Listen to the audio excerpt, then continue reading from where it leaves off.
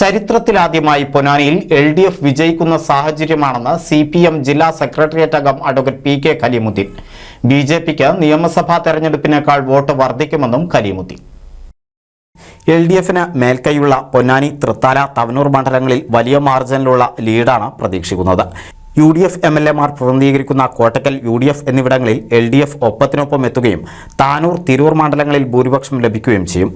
മണ്ഡലം രൂപീകൃതമായതിനു ശേഷം LDF വിജയിക്കുന്ന സാഹചര്യമാണുള്ളത്. UDF അനുകൂല മണ്ഡലങ്ങളിലാണ് പോളിംഗ് കുറഞ്ഞത്. കൂടാതെ UDFിലെ ഒരു വിഭാഗം സംഘടിതമായി വോട്ട് ചെയ്യാതിരിക്കുകയും ചെയ്തു. കോൺഗ്രസ് മാത്രമല്ല, ലീഗിലെ തന്നെ ഒരു വിഭാഗം ആളുകൾ അവരുടെ സ്ഥാനാർത്ഥിക്ക് വോട്ട് ചെയ്തിട്ടില്ല എന്നാണ് ഞങ്ങൾ മനസ്സിലാക്കുന്നത്.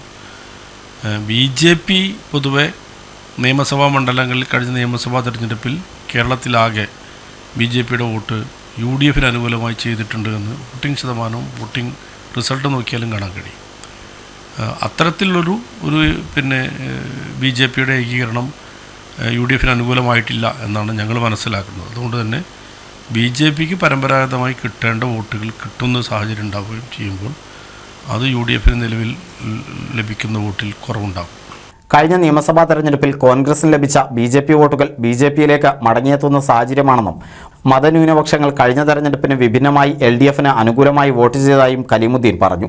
പൊതുവെ മതന്യൂനപക്ഷങ്ങൾ ഇടതുപക്ഷത്തിനോടുള്ള ആഭിമുഖ്യം കഴിഞ്ഞ ലോക്സഭാ തെരഞ്ഞെടുപ്പിലും വിഭിന്നമായിട്ടുണ്ടായിട്ടുണ്ട്.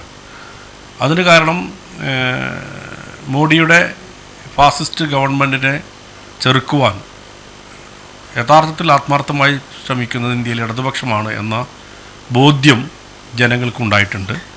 ആ ബോധ്യത്തിൻ്റെ ഒരു പ്രതിഫലനം ഈ തെരഞ്ഞെടുപ്പിൽ ഉണ്ടാകുമെന്നാണ് ഞങ്ങൾ മനസ്സിലാക്കുന്നത്. അത് എല്ലാ വിഭാഗം മുസ്ലിം മേഖലയിലുള്ള ന്യൂനപക്ഷങ്ങൾക്കിടെ എല്ലാ വിഭാഗവും അനുകൂലമായ പ്രതികരണം നടത്തിയിട്ടുണ്ട്. NCV news, Ponnani. 1000 വിവാഹങ്ങൾക്ക് ഒരേ ഒരു ബ്യൂട്ടി സിൽക്സ്, എടപ്പാൾ, ചാവക്കാട്, തൃപ്രയാർ, പുത്തനത്താണി, പെരിന്തൽമണ്ണ.